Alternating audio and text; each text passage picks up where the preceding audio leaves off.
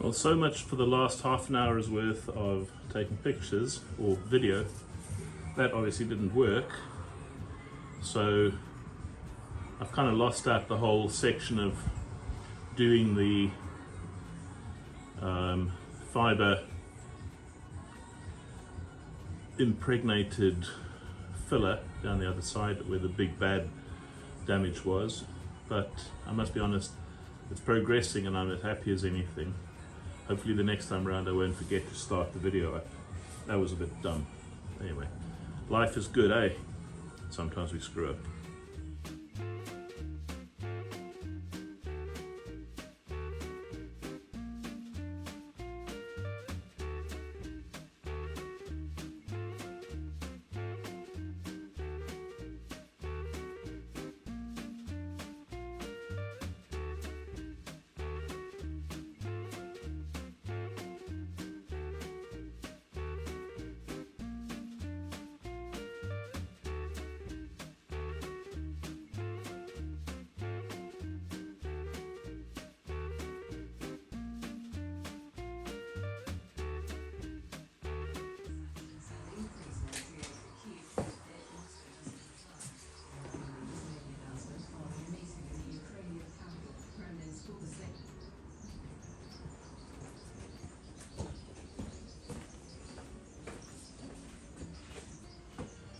Right, for those that are scared of working with these glass fiber fillers, they really work well and it's really easy to work back afterwards. I thought I'd just quickly do this last little patch. Obviously you prep it, sand it back a little bit. It sort of moves around like thick snot, and it's your job to make sure that it moves in the right places. Basically, you can see what it looks like. It's a bit of a mess, but it actually is really workable. I've now cocked up. The whole thing is with this, because there's strands and hairs everywhere, you sort of have to try and work it in a way that you keep the direction in one direction. So this is what I'm doing, all the way out, and then the excess I've cut away and just put it back on the board. Take it around the edge. I normally use a knife when I'm done with the first kind of working as well. I'm just putting this down as a base basically because I've sort of started liking working with this stuff. It makes a really good foundation for the light fillers afterwards. So yeah, I think if anything, I mean that's pretty much all I need to do. Leave it at that, and then I'll come in with 40 grit or 60, shape it, just the initial shaping, and then leave it alone. I struggle to leave things alone, to walk away, but the idea is to walk away once you've shaped it, something like that. I've made a little bit extra because I need to do a bit of a fill up on the other end as well. So whatever you leave really hardens up quickly and becomes very workable. So I just want a little bit more over there, a little bit thicker, so that I've got something to really kind of grind back on before I hit metal. I'm sure everybody's got their own way of doing it. This is my way and it works for me. Because there were some dents at the bottom here, and it's really about just minimizing those dents with a decent foundation.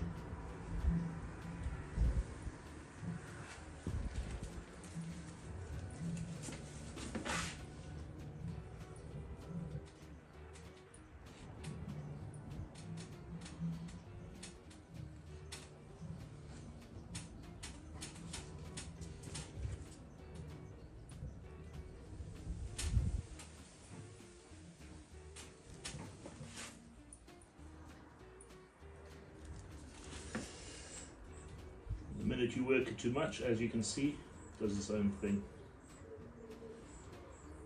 There is a point at which you should just walk away, leave it the hell alone. Like I say, I struggle with that.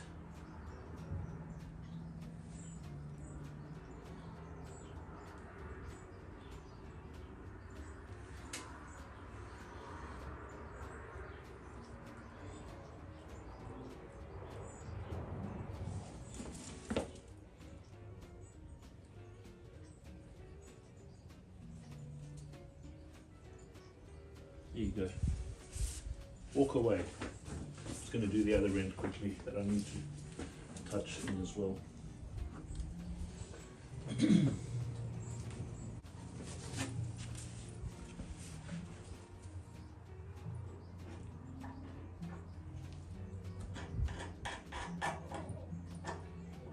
Let's cut all the edges. Just clean all of that up.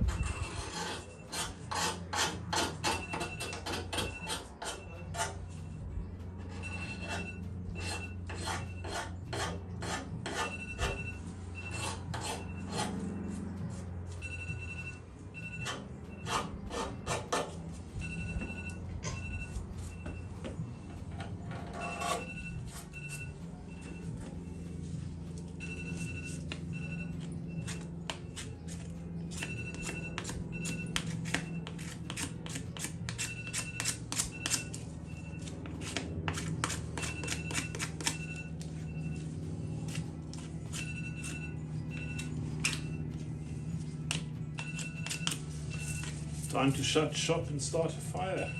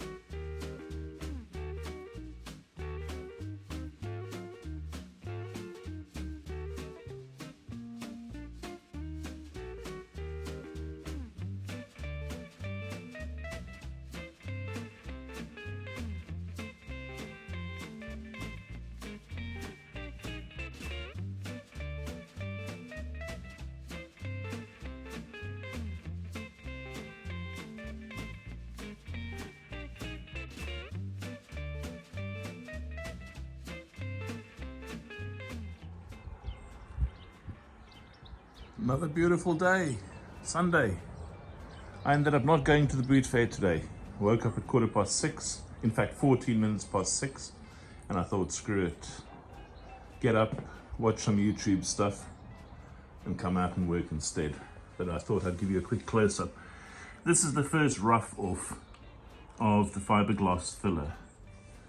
Basically, it makes a really, really solid foundation for when there's bad damage. These are all the places where I've taken loads of dents out. I suspect some people wouldn't use fiberglass. I have on all of this, but it gives me a good foundation. I will now go to the next phase of shaping first, and then once I've done the basic shaping, this is obviously first phase, shaping with 60 grit. Once I get to the next phase, that was that bad dent that was over the top of that fender. This is my bad fender. There was lots of little dents everywhere, all the way from down there, coming down. And similarly, all this edge, somebody had taken a pair of pliers to them, so I had to basically build up a little bit there.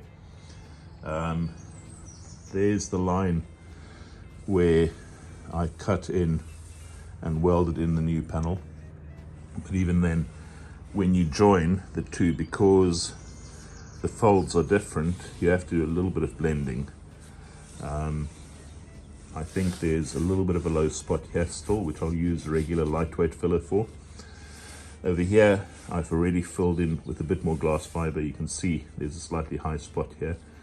I'm not too bothered about that. Once I put a skim, which will probably be less than 1 millimeter of a regular lightweight filler from right down there all the way up to there, and I work it diagonally across, cross-hatch pattern, etc. It should bring all of this back to straight. But I'm really pleased that the welding line, which you can actually see just the color discoloration there, but there's filler over everything. If I go zoom right in, you'll see it's still there. Obviously a shed load of scratches and marks, but these are really good for the next filler to key into. So yeah, that's today's job, is to try and next stop is basically using another one of these blocks. first with 80 grit, and then throw that on the ground. I'll go up to the 120 grit, which is kind of the point at which I finish most of this, but I'll probably get to 80 grit if I can get the shape right and put on the lightweight filler. But yeah, back to slow motion. I'm really pleased. I mean, my opinion was all along that this should be in the skip and turned into a refrigerator, but there you go.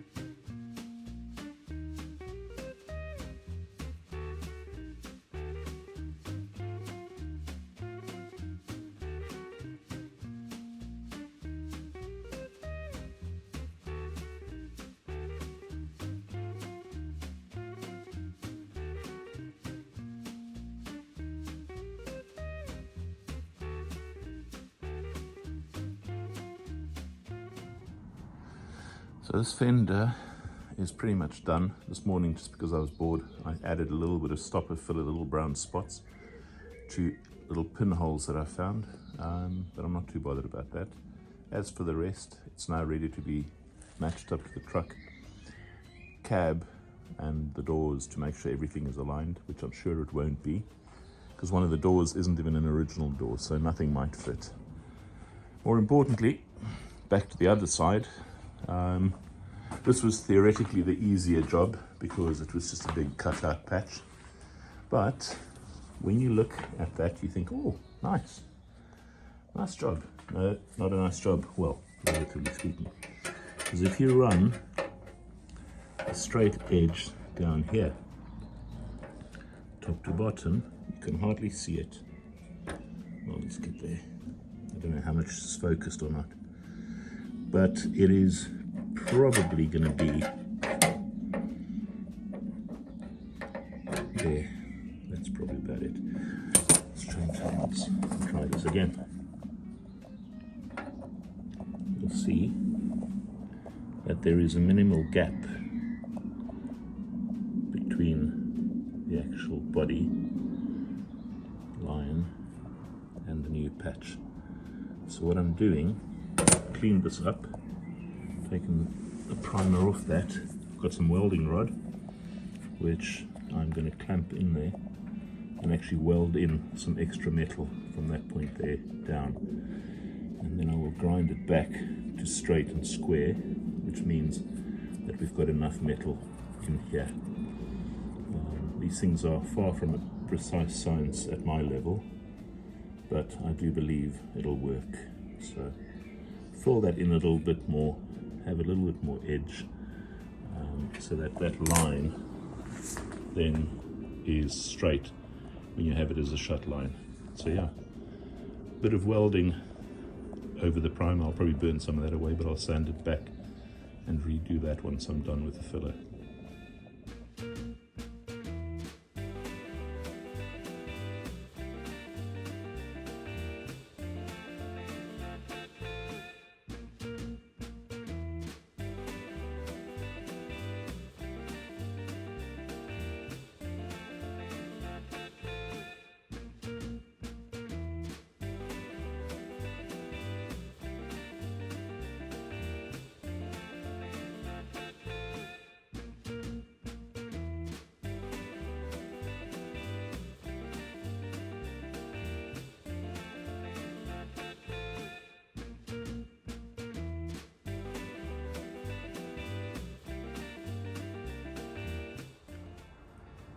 And once again, even I'm surprising myself. You can look at that. That is incredibly true.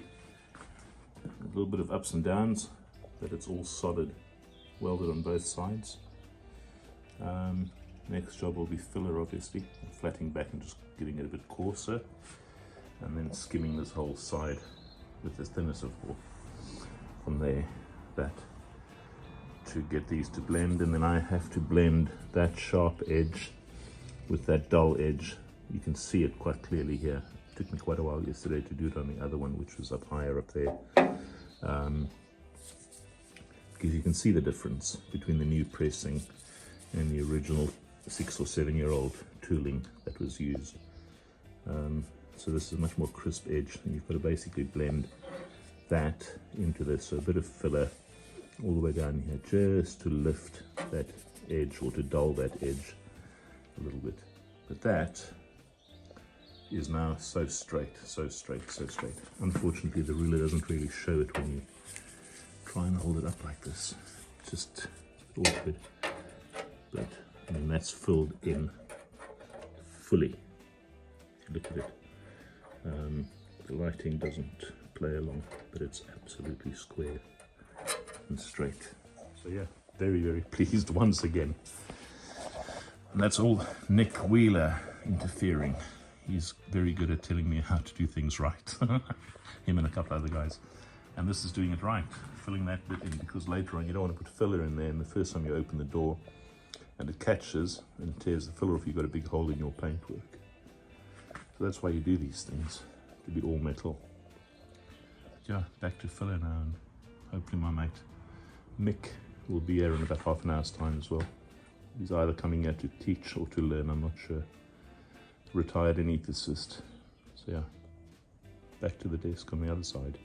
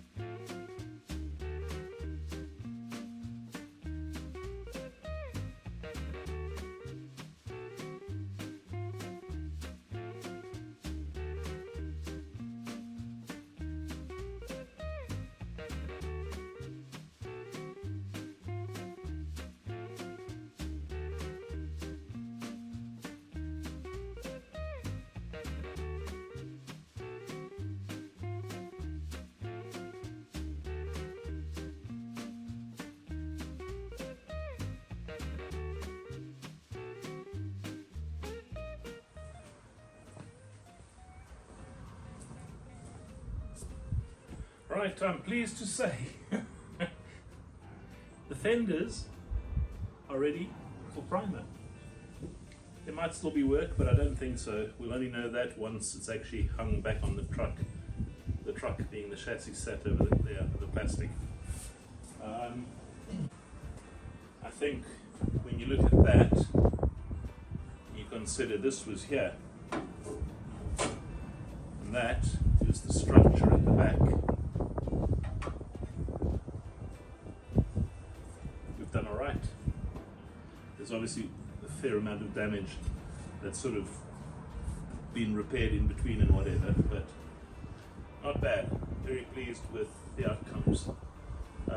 Next job, let's pack this away until I'm ready to start working on that with the primer, painting them up, and getting the doors, the fenders and the rear wheel tubs all ready for primer all at the same time, so I can paint them in one. So yeah, that's it.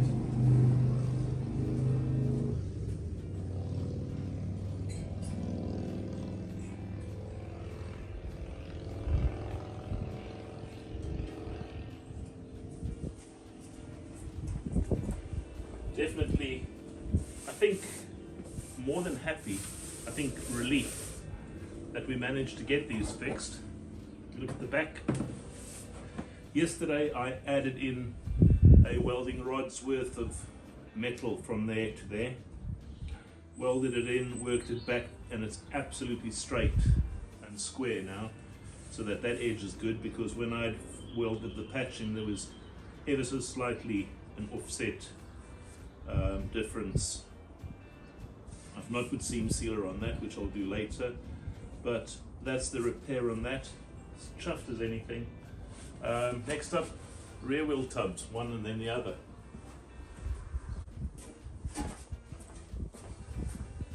I suppose I could do these as a production line and do both next to each other, but I'm not going to. Having been a working truck, I'm probably repeating myself here from a previous video, from the cleanup video. There was a big dent here. That whole section had been smashed in and then just hammered out with 2 or 3 hammer blows. So there was a lot of damage there, which I hammered and dollied back. And the intent originally was to leave this, just to paint it as it stands with its damage. But I know what it's like. You start with good intentions and end up finishing essentially with, as my friend Paul Y says, the show truck. This is not a show truck, it never will be. That isn't and wasn't the intent. But I'd like a truck that I kind of look back at when I walk away in a car park, and you look back and you think, yeah, I like that. If I can get that done, I'll be good. So there's that. There was another dent over there. There's still a scar in the metal, which I'll leave alone. The filler will cover that over. And then lots of other little dents from the work, because this was the inside of the bed. So obviously as people throw things in, there was damage. This side on both of them I think is good. So that first half, you got dents there, some there. That's what it is. But yeah, this section is normally, because it's against the bedside, you don't have a lot of traffic there. But these sections, clearly if you load a pallet in or throw a machine or a tool or I don't know, if you're on a farm, whatever you throw in the back, you can potentially damage these things. So that's part one, is getting this sanded back quickly and then a skim of filler and work that back until it's as good as I can get it for primer.